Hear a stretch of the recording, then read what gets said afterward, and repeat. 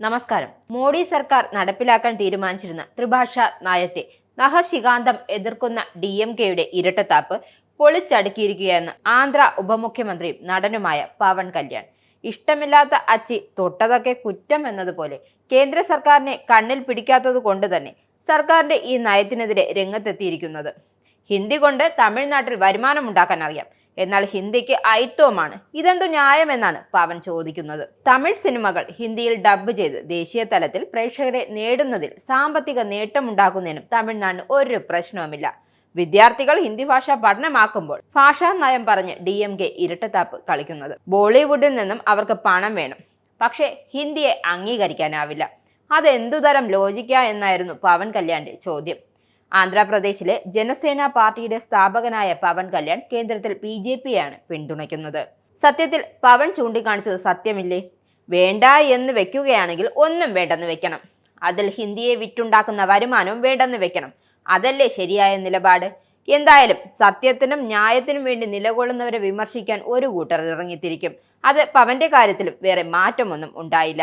പവൻ കല്യാണിന്റെ ഉപരിപ്ലവമായ ആരോപണമെന്നാണ് ഭാഷാ രാഷ്ട്രീയത്തിൽ തമിഴ്നാട് പുലർത്തിവരുന്ന നിലപാടുകളെക്കുറിച്ച് ധാരണയില്ലാത്തതിനാലാണ് പവൻ കല്യാൺ പൊള്ളയായ വാദങ്ങൾ നിരത്തുന്നതെന്നും DMK വക്താവ് ഡോക്ടർ സെയ്ദ് ഹഫസുള്ള പ്രതികരിച്ചത്. ഹിന്ദിയോ മറ്റേതു ഭാഷയോ തമിഴ്നാട്ടിലെ ജനങ്ങൾ പഠിക്കുന്നത് സംസ്ഥാനം ഒരിക്കലും എതിർത്തിട്ടില്ല. എതിർക്കുന്നത് ജനങ്ങൾക്കുമേൽ നിർബന്ധിച്ച് അടിച്ചേൽപ്പിക്കുന്നതിനാണ് എന്നാണ് ഹഫസുള്ളയുടെ പക്ഷം. സംസ്ഥാനത്തിന്റെ ഭാഷാ നയത്തെ ഡബ്ബിംഗ് സിനിമകളുടെ വിജയത്തെ വാണിജ്യപരമായി തുലനം ചെയ്യുന്നത് വിഷയത്തെ അമിതമായി ലളിതവൽക്കരിക്കുകയാണ്. തമിഴ്നാട് കാലങ്ങളായി പുലർത്തിവരുന്ന നിലപാടിനെ പവൻ കല്യാൺ നിസ്സാരവൽക്കരിക്കുകയാണ് എന്നാണ് DMKയുടെ ആരോപണം. താല്പര്യമുള്ളവർക്ക് ഹിന്ദി പഠിക്കാനായി സർക്കാർ ഹിന്ദി പ്രചാര സഭ നടത്തുന്നുണ്ട്.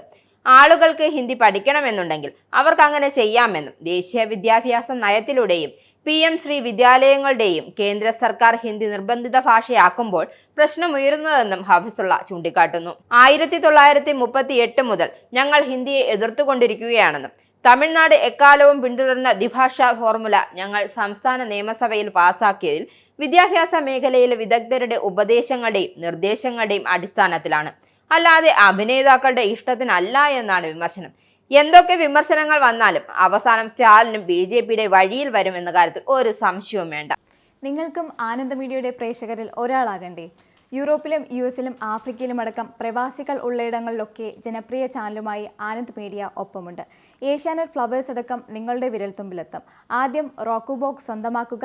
അതിൽ നിന്നും ആനന്ദ് മീഡിയ ആപ്ലിക്കേഷൻ ഡൗൺലോഡ് ചെയ്യുക, ഇൻസ്റ്റാൾ ചെയ്യുക. എന്നിട്ട് 02085866511 എന്ന നമ്പറിൽ ഞങ്ങളുടെ കസ്റ്റമർ കെയറിൽ ബന്ധപ്പെടുക. അല്ലെങ്കിൽ +91 735 660 3747 എന്ന നമ്പറിൽ വാട്സപ്പ് ചെയ്യുക. ആനന്ദ് മീഡിയയുടെ സേവനങ്ങൾ സ്വന്തമാക്കുക. മറ്റു ചാനലുകൾക്കൊപ്പം ആനന്ദ് TVയും എൻജോയ് ചെയ്യുക.